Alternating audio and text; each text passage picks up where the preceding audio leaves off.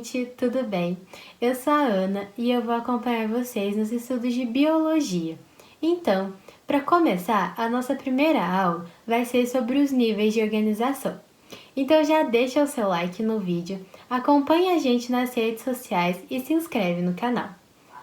Bom, o primeiro nível de organização são os átomos, os prótons, nêutrons e elétrons. Eles são a menor parte da matéria que a gente estuda e a interação entre eles vai dar origem à molécula. As moléculas, elas são as menores partes da substância que possuem características e propriedades químicas, como por exemplo, o fosfolipídio, que vai participar da formação da membrana plasmática, e os aminoácidos que vão formar as proteínas. Então, seguindo, logo após as moléculas, nós temos as organelas, que são pequenas estruturas que vão realizar as atividades vitais da célula.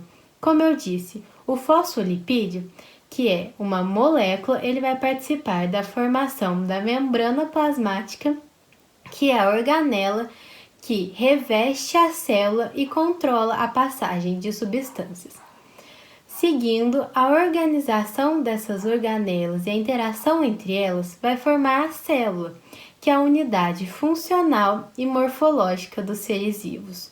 Funcional, pois ela realiza as atividades que caracterizam a vida, e morfológica, pois todos os seres vivos são formados a partir da célula e dos produtos entre elas. A união dessas células e das substâncias intercelulares vão formar os tecidos, como por exemplo o nosso tecido nervoso.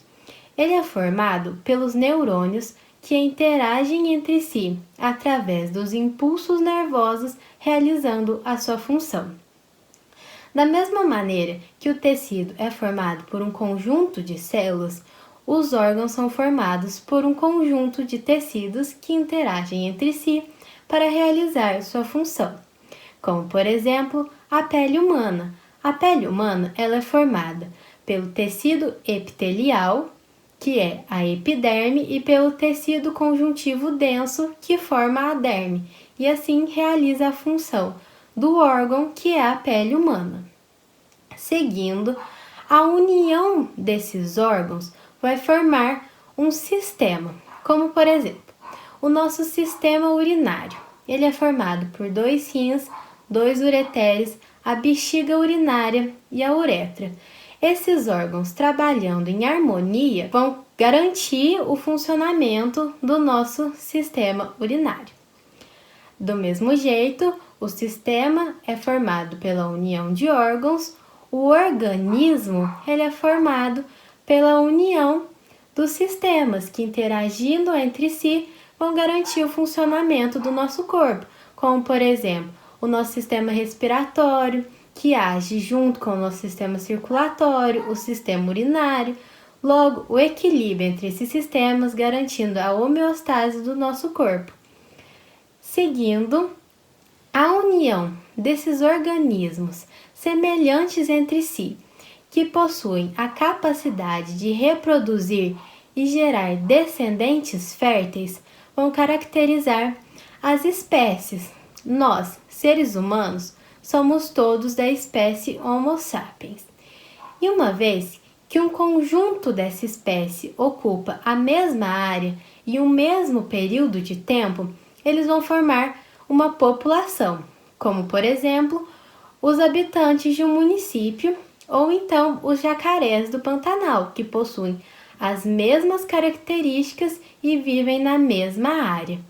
E utilizando o exemplo do jacaré do Pantanal, a gente vai chegar no conceito de comunidade, que é quando várias populações de espécies diferentes vivem numa mesma área e um mesmo período de tempo, como o jacaré do Pantanal convive com as capivaras, os tuiuius e outras espécies de plantas e de animais. Seguindo, quando essas comunidades interagirem com o meio, como por exemplo uma floresta, vão ser formados os ecossistemas. Os ecossistemas, Eles são a junção dos fatores bióticos, as comunidades, e abióticos, como por exemplo a água. E aí, dentro desses ecossistemas vão ocorrer as relações ecológicas, como o predatismo e o mutualismo. Por fim, a biosfera é a união de todos os ecossistemas da Terra. E essa biosfera ela vai ser dividida por biomas que são caracterizados pela união de ecossistemas que interagem entre si. É isso, gente. Espero que vocês tenham entendido. Obrigada!